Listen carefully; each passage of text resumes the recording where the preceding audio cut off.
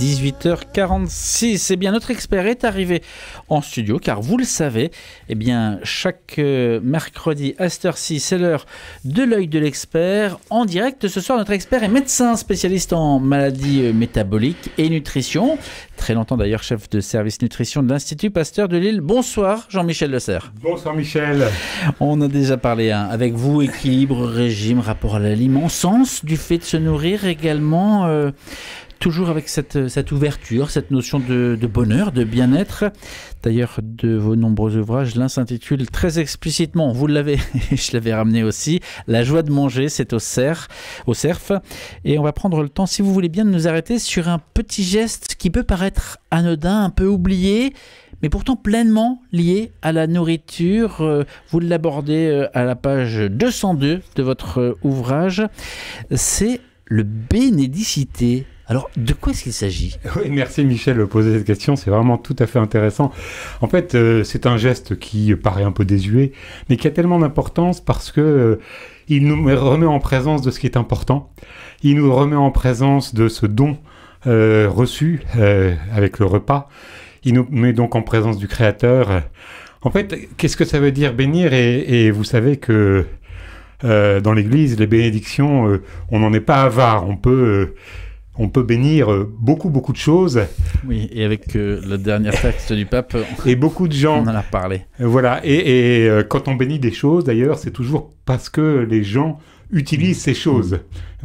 Et donc, ça peut être des chiens, des maisons, des bateaux, des vélos, mais c'est surtout les personnes qui sont avec. Et donc, quand on bénit la table, eh bien, on se met en présence du Seigneur et on offre au Seigneur ce repas et les personnes qui sont là autour de nous, pour que le bon du Seigneur vienne sur chacun d'entre eux.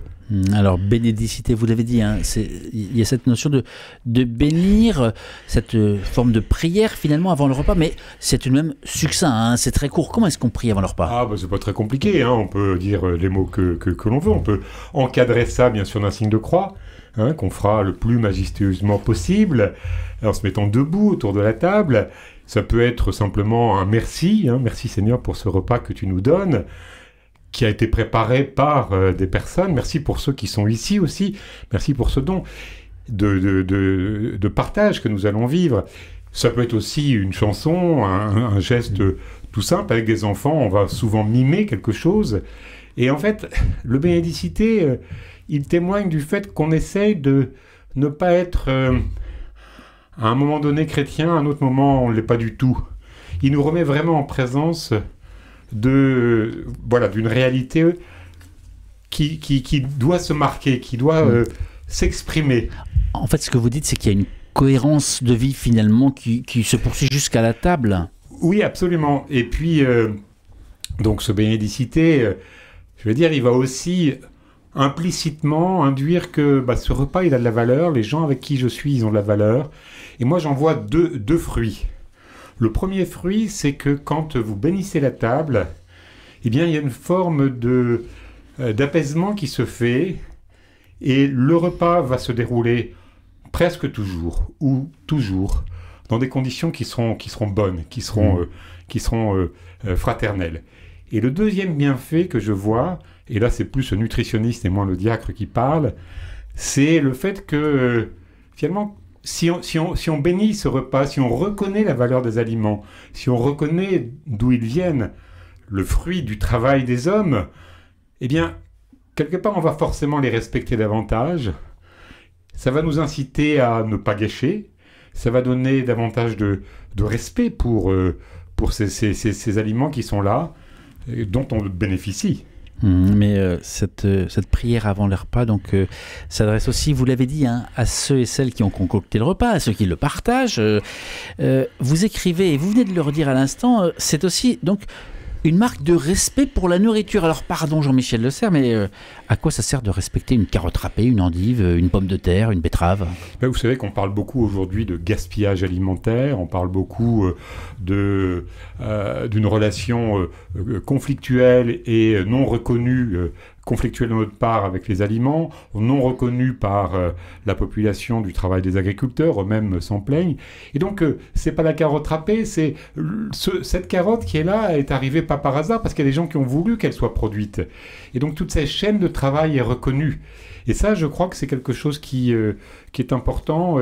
Et il m'est déjà arrivé de suggérer, alors je pense que j'ai pas été tout de suite entendu, mais parmi les gestes anti-gaspillage que le bon ministère de l'écologie nous propose, et toutes les associations qui sont parties dans l'écologie, y compris Église Verte, ben peut-être à la fin, après avoir dit on va composter, etc., on pourrait dire on va bénir le repas. Alors, je suggère ça au ministère de l'écologie. Je ne suis pas sûr qu'il va m'entendre. Mais c'est peut-être le meilleur geste anti-gaspillage que l'on connaisse. De respecter à un tel point la nourriture Bien oui. Qu'on ne la gâcherait plus. Oui, et puis, aujourd'hui, on parle beaucoup de sobriété heureuse. On voit dans les monastères qui sont montrés toujours en exemple. Mais comment on peut avoir une relation justement de ce type-là avec les aliments, respect, partage et gratitude, qui sont les trois caractéristiques du mangeur chrétien. Eh bien, si on n'y accorde pas l'importance qu'il aurait dû, voilà. Et je pense que il y a aussi une notion, bien sûr, de partage avec ceux qui n'ont pas, puisque dans la prière du bénédicité, on peut l'élargir à ceux qui n'ont pas assez à manger. Mais enfin, qu'est-ce que ça va changer, une prière, pour donner à manger à ceux qui n'ont pas? Quel est l'impact et l'incidence? Vous savez, soit on croit à la prière, soit on n'y croit pas. Donc, je crois que c'est l'abbé Pierre qui disait « Donnez faim à ceux qui ont à manger, donnez à manger à ceux qui ont faim ». C'est une prière qui nous engage aussi. Donc la prière, elle nous met dans un état d'esprit qui va porter ses fruits, d'abord parce que le Seigneur les entend, nos prières, et ensuite parce que ça ouvre notre cœur. Jean-Michel Le Serre, médecin nutritionniste, diacre également donc, de l'Église catholique. Ce geste, donc, ce bénédicité, n'existe pas seulement chez les scouts ou dans les monastères ou dans les films américains, parce que d'ailleurs, on le voit d'ailleurs davantage dans les films américains que dans la culture plutôt française. Mais j'aimerais revenir plus sur cette question de respect de la nourriture. Qu'est-ce que ça pourrait impliquer si on respectait davantage? Vous avez parlé de la chasse au gaspillage, mais quand on pense à la junk food ou à cette nourriture prise sur la pousse... Oui, peut-être que ça pourrait impliquer qu'on soit attentif à ce que cette nourriture, elle soit aussi belle, bonne et qualitative, bien sûr. Je pense que ça n'est pas... c'est sans doute plus important de bénir un repas qui a été confectionné par le papa ou la maman ou le cuisinier, peu importe, que de bénir des produits qui ont été peut-être qualitativement un peu bâclés, mais il y a quand même toujours... Un aliment est quand même toujours le fruit du travail de certaines personnes, même s'il pourrait être amélioré. Alors peut-être aussi, les auditeurs peuvent se dire, oui, mais comment est-ce qu'on va faire pour faire passer le bénédicité? Parce que moi, quand j'en parle, on me dit, c'est très bien, mais vous êtes diacre, catholique, ça va, mais chez nous, les gens, ils vont rechigner. Moi, je pense que le beau attire. Et je pense que, d'abord, il faut oser, il ne faut pas avoir peur de s'affirmer, il ne faut pas non plus imposer. Et en famille, on veillera à ce que on ne choque personne, mais il ne faut vraiment pas hésiter à le proposer, à commencer très tôt dans vos familles. Alors, pas forcément tous les jours, mais au moins le dimanche, au moins dans un moment un peu plus solennel. Et pourquoi pas prendre l'habitude, soi-même, tout seul, quand on est devant un repas, un signe de croix, un merci, et voilà, et qui peut se terminer par un bon appétit si on est avec des amis. Et je vous confirme que même des personnes extérieures à l'église supportent très bien, quand elles sont invitées, le bénédicité. Ce bénédicité, donc ça vient du latin et veut dire bénissez ou encore dire du bien. Donc bénir, c'est aussi, et c'est là, c'est toute une tradition, parce que ça n'est pas seulement finalement un domaine des fidèles ou des croyants. C'est un mot qui traverse toute la Bible aussi et qui traverse l'humanité. Oui, absolument.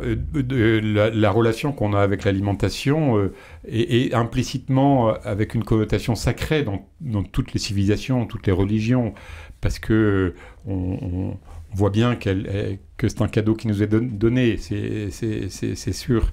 Je pense que c'est une belle façon de voir l'alimentation, d'avoir un nouveau regard. Et puis, bénir veut dire vouloir du bien, comme on le disait, faire du bien, désirer que le bien arrive.